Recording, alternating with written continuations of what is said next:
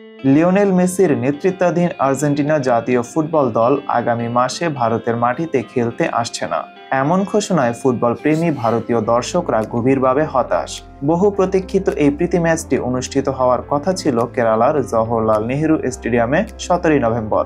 Argentina দলের সফর নিয়ে দেশ জুড়ে উচ্ছ্বাসের সৃষ্টি হয়েছিল, কারণ এটি হচ্ছে বিশ্বের অন্যতম সেরা ফুটবলার লিওনেল মেসি ও তার বিশ্ব চ্যাম্পিয়ন দলকে ভারতের মাটিতে প্রথমবারের মতো দেখতে পাওয়ার অনন্য সুযোগ। কিন্তু শেষ পর্যন্ত ফিফার অনুমোদন সংক্রান্ত জটিলতা ও প্রশাসনিক দেরির কারণে ম্যাচটি স্থগিত করা হয়েছে। ফিফার অনুমতি সময়মতো না পাওয়ায় আর্জেন্টাইন ফুটবল অ্যাসোসিয়েশনের সঙ্গে আলোচনার পর দুই পক্ষের সম্মতিতেই ম্যাচটি পিছিয়ে দেওয়া হয়েছে। ফিফা ছাড়াও মাঠের প্রস্তুতি, খেলোয়াড়দের নিরাপত্তা, হোটেল ব্যবস্থা, সম্প্রচার স্বত্বাধিকার এবং টিকিট ব্যবস্থাপনা এসব দিক থেকেও বেশ কিছু কাজ অসম্পূর্ণ রয়ে গিয়েছিল।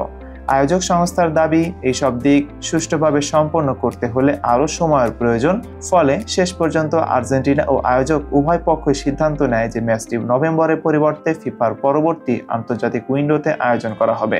আর্জেন্টিনার কিছু গণমাধ্যমে খবর প্রকাশ হয়েছে ম্যাচটি সম্ভবত 2026 সালের মার্চ মাসে অনুষ্ঠিত হবে।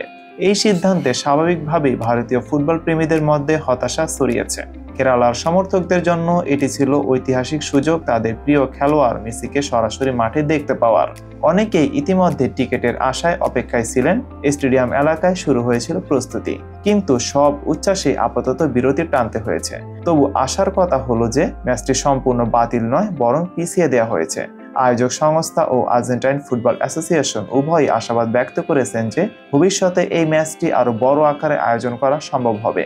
সর্বোপরি বলা যায়, আর্জেন্টিনার ভারত সফর আপাতত স্থগিত হলেও আশা একেবারে শেষ হয়ে যায়নি। যদি প্রশাসনিক জটিলতা ও অনুমোদন সংক্রান্ত বিষয়গুলো ঠিকভাবে সমাধান করা যায়, তবে 2026 সালের মার্চ মাসে ভারতীয় ভক্তরা মেসি ও বিশ্ব চ্যাম্পিয়ন দলকে তাদের নিজেদের মাটিতে দেখতে পাবেন, এমন আশাই এখন সবার মনে।